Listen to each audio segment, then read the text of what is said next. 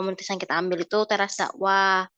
Kemudian bismillahirrahmanirrahim, baik teman-teman, ini kita kemarin sudah melaksanakan, wawancara dan observasi dari, komunitas teras dakwah yang, di mana komunitas ini adalah komunitas keagamaan di daerah Yogyakarta.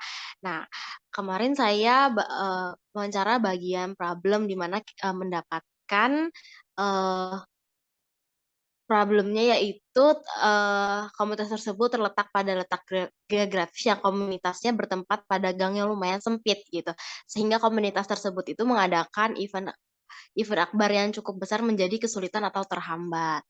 Nah, mungkin bisa dilanjutkan oleh Mbak Novian yang kemarin, wawancara tentang aset yang dimiliki oleh komunitas. Oke, baik.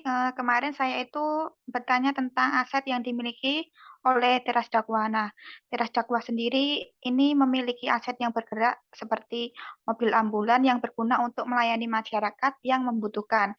Kemudian, mobil itu juga berguna untuk mobilitas komunitas. Kemudian ada juga area dom teras dakwah, yaitu ruang santri, mezanin, atau studio streaming dan editing.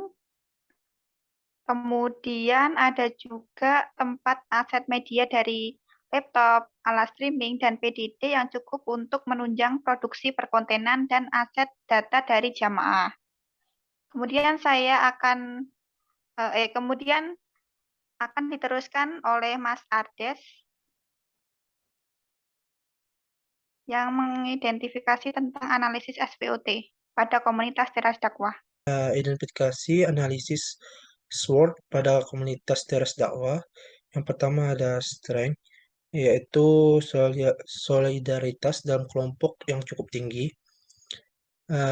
Kedua ada berisi orang-orang yang mempunyai visi, misi yang sama kuatnya, dan suatu tujuan. Struktur dan tupoksi yang dimiliki teras dakwah sangat jelas. Dan selanjutnya ada komunitas dan interaksi kerja terjalin baik dalam kelompok. Kedua ada weakness, di mana ada meliputi letak geografis atau tempat yang kurang strategis. Eh, Selanjutnya ada terbatasnya tempat untuk mengadakan acara besar. Oke, selanjutnya akan dilanjutkan oleh rekan saya, Andin. Oke.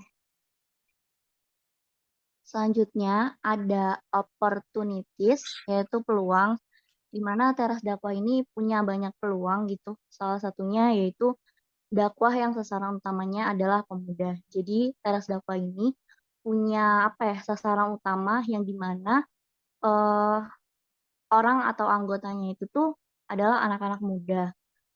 Yang kedua, lebih memaksimalkan penggunaan media sosial sebagai branding komunitas. Jadi di era zaman sekarang yang dimana tuh anak muda juga banyak menggunakan media sosial.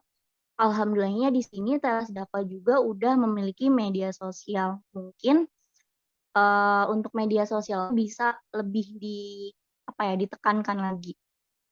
Nah, yang ketiga itu peluang besar untuk menciptakan perubahan, terkhusus menciptakan pergaulan yang sesuai dengan agama. Jadi di era pemuda yang banyak menyeleweng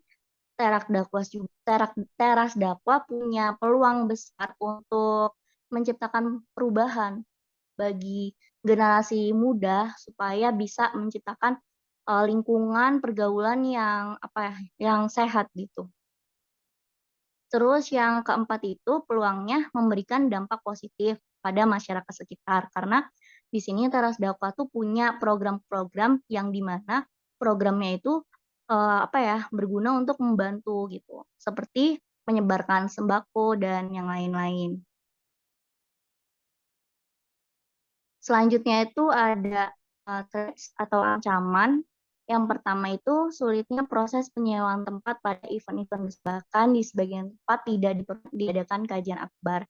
Jadi untuk beberapa kali ini Teras Dakwah pernah mengadakan kajian akbar, pernah sempat untuk kayak nyewa gedung pemerintah, pernah juga menyewa hotel, tetapi tidak bolehkan karena Karena pemerintah itu menganggapnya bahwa gerakan